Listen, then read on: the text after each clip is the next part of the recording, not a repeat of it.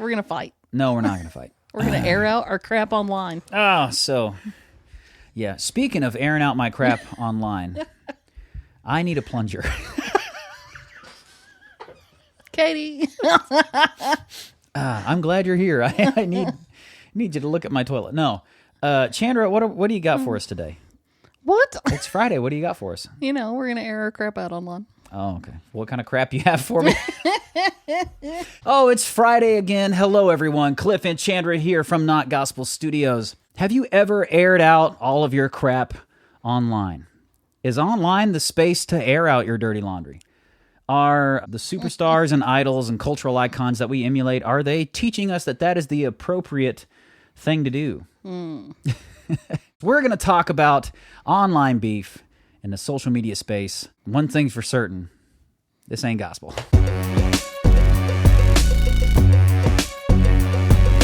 The influence of social media on human beings is a pretty short.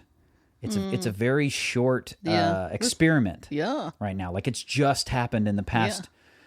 We're learning how to behave. Little over a decade, and so we're learning now the effects of it on one generation versus another generation. Mm-hmm. So it's a very, very short experiment in the human situation. And one of the things is you have a lot of platforms that are pretty toxic. Mm-hmm. Twitter's known to be a very, very toxic place. And what makes these places so toxic, one of them is that people tend to just air out all of their crap or their beef for the world to see. Mm-hmm. Used to, back in the day, even way, way back in the day, you'd have to write handwritten letters sealed with wax like, "This is my quarrel with thee." You know what I'm saying? Like, and now, then it went to, you just make a phone call, "Hey, dude, meet me down in the parking lot." Or, you know what I'm saying? And now it's everybody can see it. You know, so where does this need to air out your beef online and air out your problems and your dirty laundry online? Where does that come from? Well, okay. So you're saying it like it's a bad thing. I don't know. I think it's one of the reasons people find those realms so toxic. Mm-hmm. How is airing out, "Hey, I got this bone to pick with you" in public, how's that a good thing? Well. Like, do you think it's a positive thing? I think it can be. Oh. Because, I mean, I personally have used it as a tool before. You know how, like, sophisticated people or mature people, they're like, "Oh, we don't discuss religion and politics in mixed company." Yes. And it's like a sign of affluence or being mature to a certain degree that, "Oh, we don't talk about those things." When I'm someone who thinks those things are important, those are the things you should be talking about. And I kind of feel like it's like that with online. I want to talk about the important things. And if someone's bothered me in real life, I don't mind telling everybody about it. I don't think you should keep secrets about bullies because it just allows them to keep bullying you. Like, air out your crap. Let everybody know what's really going on. Like, that's kind of how I feel about it. I see what you're saying, but my problem is I don't think you're letting people know what is really going on. Why not? Just like everything else, just like rap battle beefs, right? Like we talked about Mac Lethal and Tom MacDonald, their thing. We don't know how much of that is true. You got two conflicting reports. Yeah, and I'm a voyeuristic person, so I kind of enjoy reality TV and rap battles and stuff. Yeah. But how much of it is even made up? Like, and that's the thing. When people are airing out their beef with each other in social media realm, you don't know how much of it's true or not. You're getting their take on it, and then you're getting the other person's take on it. And when there's conflicting reports, all you naturally do is assume the person you like the least is lying. That's what we do. Yeah, well, but people are tribal, and that's going to happen whether they talk about it publicly or not anyways.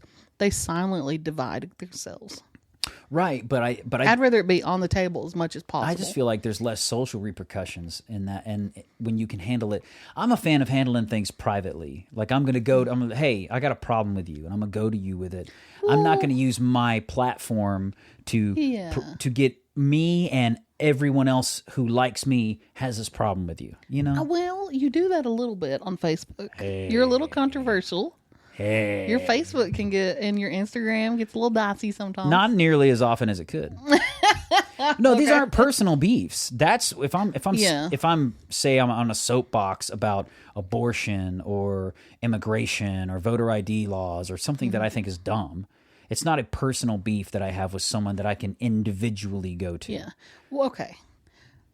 If like me and you are real friends in real life and been friends for a long time, Sure. if you do something to me, I'm not going to go on Facebook and be like, Clifton did this. No, I'm going to come to you privately. I'm talking about situations like our family had someone in our lives that was telling lies about someone else in our family and was telling them publicly to people, and they 100% weren't true. And so I took it to Facebook and I was like, this person is saying this. It's not true, because I didn't know how else to deal with it. And I do think it can be used in that way sometimes. Well, that's different, though. You're responding when somebody has already showed the dirty laundry to everybody. That's different. Yeah. Because you can DM somebody. If I had an issue with somebody online, it's social media. So it's like, it's a space where it's totally disconnected from you. If you put it up there, it's going to be up there forever. People can scroll back to 3 years when you Which is said what this. I like about it. Because you're like, hey, this person's saying this. This is not true. This is how I know it's not true. And everybody can see it. But you can see that, you can do that with DMs as well. Like, that's what I'm saying is, like, you can direct message or private message somebody and say, hey, this is the problem I have. Yeah, but I would have had to private message with 50 you. people. And now everybody knows in the future. They can just go to Chandra's Well, page. I'm not talking and look about. it up. I'm not talking about what you said, because they were already. You can go to my They were Facebook already and look it up today. spreading rumors to a bunch of people. Like you Yeah. said, they were already spreading rumors to a bunch of people. That again is another way. They're not using the social media platform to do it, but they're spreading the Yeah. gossip already. So that's a response to that. What I'm saying is using it. The people that use it to air out their laundry. Let me give you an example. Say I do DM somebody with, hey, you shouldn't have said this way. That was not appropriate, yada, yada, whatever. Or you did this or whatever, just letting you know. And then they screenshot the DM and they post it on a Facebook thing for all of their people to say, look what this person did, yada, yada, whatever. To me, that if you have a personal relationship, that's bad social etiquette. Yeah. It's like if someone tells you a secret and you told the secret to the world. You're not really supposed to do that. But this is definitely the kind of stuff that's going on. And my question is, celebrities and these people of influence in pop culture, it's almost like they want the power of their platform to validate their position. So they'll come at somebody publicly more than they will privately, it feels like. They'll air something out there on Twitter about somebody or call them out more than they will privately, because they want the power of their platform to be behind them. Yeah. Is that like trickling down into how everybody, well, this is the accepted way to use social media, because Eminem does it, and because Mac Lethal does it, or because Nicki Taylor Swift Minaj does it, or Taylor Swift does Yeah. it. This is the appropriate way to do it. I mean, are they creating that culture, Okay. or is that just a natural thing of humans?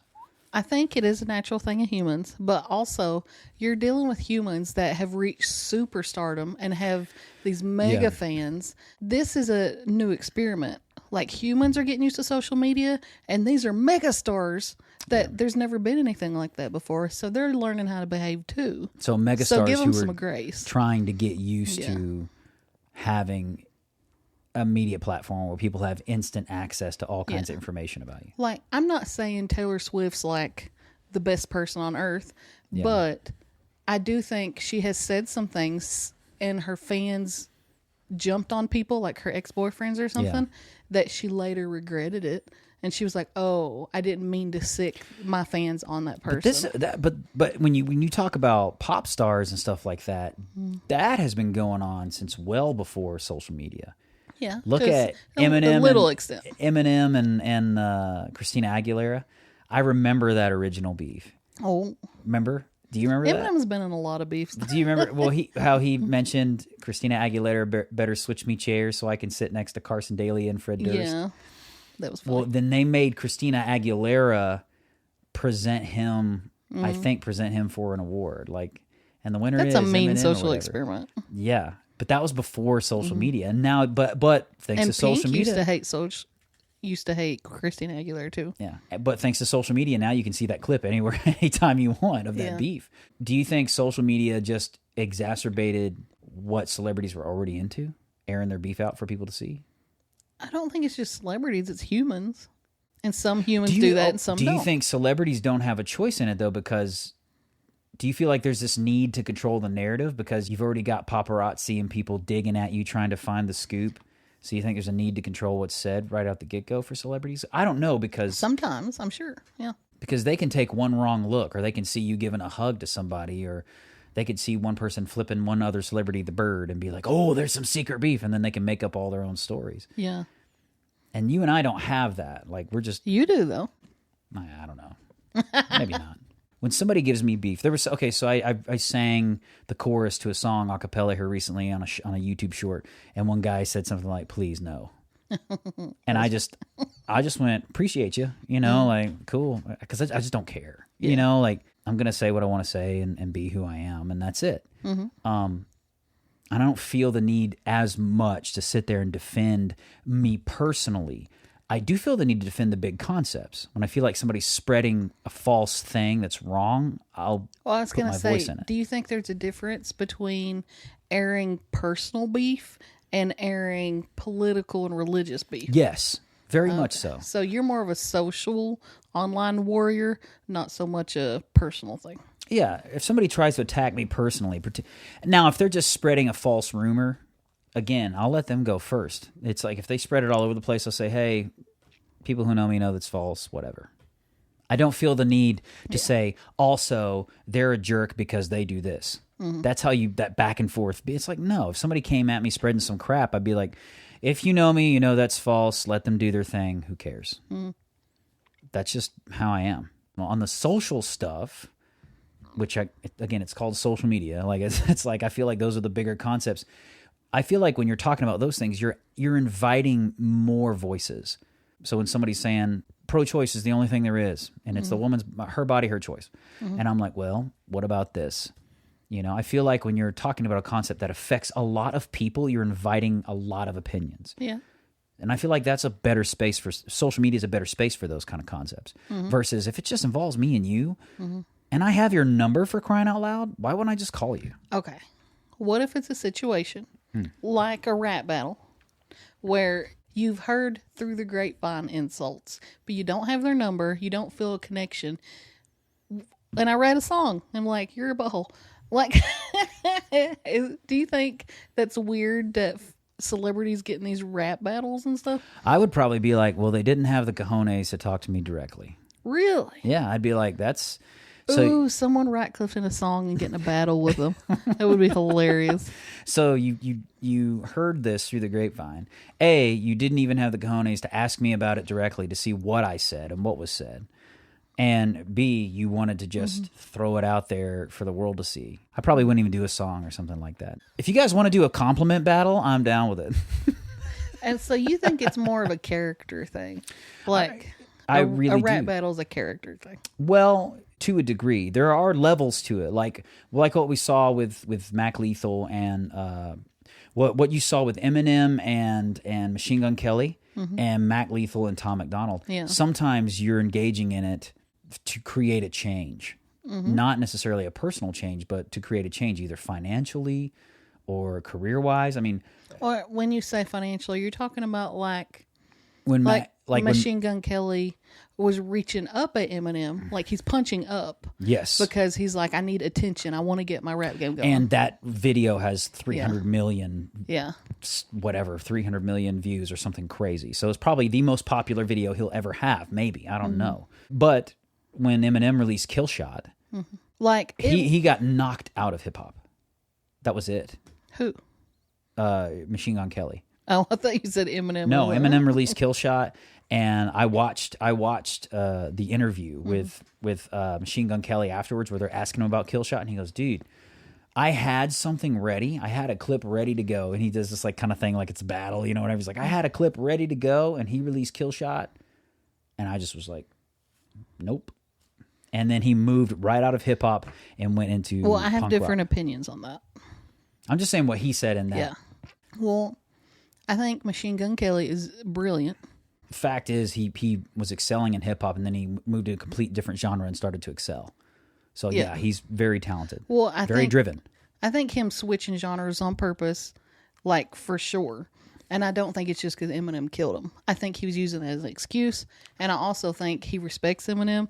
And I personally enjoyed Rap Devil better than Kill Shot. And that's just a me thing. I figure you like Eminem better. I felt like Eminem's had a level of class. There was a level of class to Eminem's that you would not get in technique. Machine Gun Kelly's Rap Devil, it was pretty commercial and polished. He had his choruses and all this kind of stuff.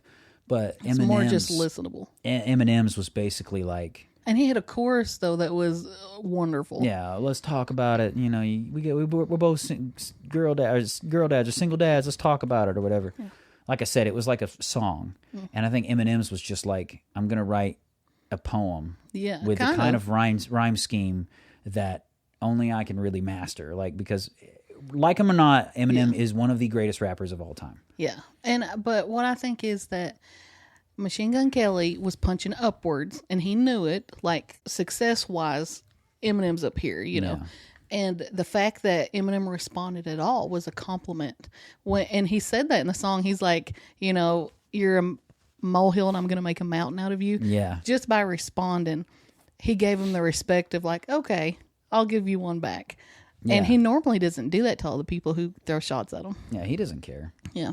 But Machine Gun Kelly also, I find a little beef with Machine Gun Kelly some because he's the kind of guy, he's talked a lot of crap about a lot of different people. Yeah. He came at Corey Taylor and he did that whole big spiel about what's the deal with all these rockers who are wearing comfortable shoes. He's like, these old rock and roll has-beens who are out there trying to play music in comfortable shoes, put some boots on.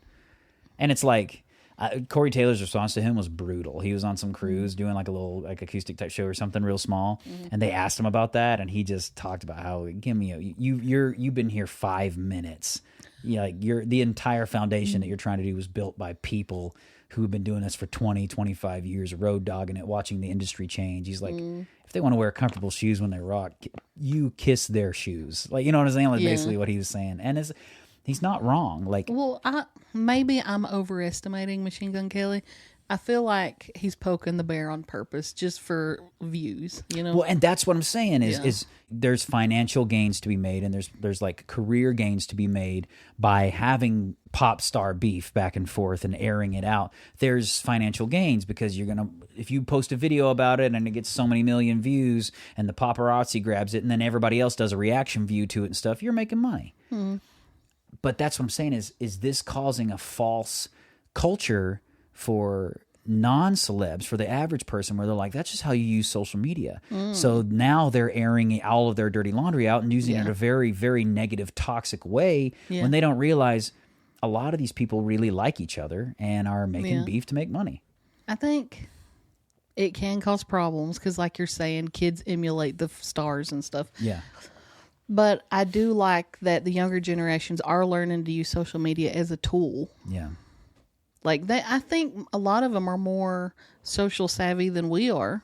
So what I see happening is, and maybe I'm wrong, I feel like your first inclination when you've got something positive to say about somebody is call them and tell them or send them a text. Hey, you looked beautiful today. I love it or whatever. You whatever. And then the people's first inclination about negative, their new song sucked. They were ugly in that dress. So let everybody see the negativity, but then send the personal message to them. And I think that's where all these social media spaces are becoming more and more toxic and less positive. I think it's just the circles you run in and what you notice. And stuff. I feel like you have to be intentional to find the positive stuff. Well, I think that's because there's less positive people overall. You mentioned once airing out their personal relationships. You've got Demi Lovato releasing that song 29. I'm glad she did that because it started a whole discussion around creepy older men getting younger girls. Sorry, I guess you know my opinion. Well, and in that very same subject, you got John Mayer and Taylor Swift. You mentioned Paper Dolls, and I loved their little song battle. Their back and forth battle, and of course Eminem, Machine Gun Kelly, and then of course what we talked about, Tom MacDonald, Mac Lethal. Which, as we said in the other podcast, Tom MacDonald said, I don't want to do rap battles anymore because I don't want to just be in that negative headspace and insulting people. Well, and then you've got McGregor right now, the UFC fighter. Gosh, I'm going to forget his first name, and I feel like a fool that I forget his first name. But because I want to say Ewan McGregor, like the actor, but it's not like, but it's Conor McGregor. Thank you. Took a minute. Money. All right. And now you see him he's talking all this smack about WWE and pro wrestlers, how it's just fake fighting and blah, blah, blah, blah, whatever. And then you see Brock Lesnar commenting back to him. And Brock Lesnar is a big face in WWE right now. And Brock Lesnar went to the UFC and became a UFC champion. He's a legit fighter in both arenas. But people don't realize that Conor McGregor's probably maybe he's negotiating a contract to be in the WWE here soon for a little while as sort of a pillow in his retirement. I did not know that. And so of course he's going to talk beef and he's going to talk smack about them because they're going to, as soon as he were to come in the WWE, they're going to have him pitted against somebody he's been talking to. I think in sports for the industry, yes, I mean, it's just whipping up money. The more battles you can get. Conor McGregor was notorious for that. He'd be in all of the press conferences, just in their face, talking the most awful stuff to them. And then in the fight, he was a great champion. He deserved to go longer. We'll go again. I'll give you a rematch. Absolutely. Like total respect in the fight. But beforehand, just obnoxious. Completely obnoxious. I kind of like those obnoxious people. Now, when I've done some competitive gaming, I've had discussions with friends of mine that I have to pull them to the side and I say, look, I know you as a person. And you're awesome, but your online you sucks. You know what I mean? Like I can't, like it's bad. Like it's making me, and it's influencing how I feel about you in the real world because the avatar you post out there is X, Y, and Z, and it's so aggravating. You know what I mean? Like, do people run the risk as they're trying to emulate their superstars and airing out their dirty laundry, all this stuff? Do they run the risk of their real life relationships being affected by these avatars of themselves they've created online? I think we have several females that watch our podcast, especially Tom McDonald female fans. I love how you're like me. We all know. Pretty soon I'm going to come out. Well, tell us how you really feel, Chandra. I think there are more men gamers than women gamers. Yes. And I don't know how many women actually realize what goes on in these men gamer chats and stuff where they're all wearing headphones and working on the same team together and stuff. I've heard. Have you seen the clips where they're listening to their boyfriend in the other room talking about it, and he's like, "Oh, give me them cheeks, boy. Yeah, I'm coming right now. I'm coming. You go. Go into the back. And she's like, "What is he doing with his friends? It sounds so gross." If women knew what guys were like, it would surprise them. It's funny. We're going all over the place with this, but we talked about this with fans of Slipknot. Healthy outlets of aggression. I've heard people say, I've been in a competitive game and I'll hear guys say things like, you can't stop it. I'm not the guy, man. Don't come up on me. You step up to me, I'm going to destroy you. Like all this stuff. And the other person can't even hear them. Like they're not in your gamer party. You're talking to your friends about what you're going to do to this person who can't even hear you. And it feels like, I wonder if it's just this aggression outlet. This way of being macho without being macho. Yeah. In the olden days, they just go out after a few drinks at the bar and have a brawl and beat the crud out of each other. And then some of those guys would shake hands and walk away. Nowadays, it's like, no, I'm going to prove I'm the man by getting online, and fake me is going to beat the crap out of fake you and be like, oh, and I'm going to brag about it to my homies. You know, like it. And it seems so weird to me. Yeah, I do think it's somewhere where men are getting their self-esteem now, for sure. I'm sorry, you're talking about aggression. I went total. That makes sense. That they're getting their identity out of being the guy who posted the clip on Twitch that he dominated this dude, who I don't know what this guy was thinking. He thought, I don't know what he thought it was, but it ain't that. You know what I'm saying? Like, well, and when comedians talk about how well they did on stage, they're like, "We killed, we slayed, we destroyed them," and it's like it's all these violent things. Me and you, we're online, we're on YouTube. We're talking about things. We're airing out crap to a degree. Yes. Like, but do you think it's positive?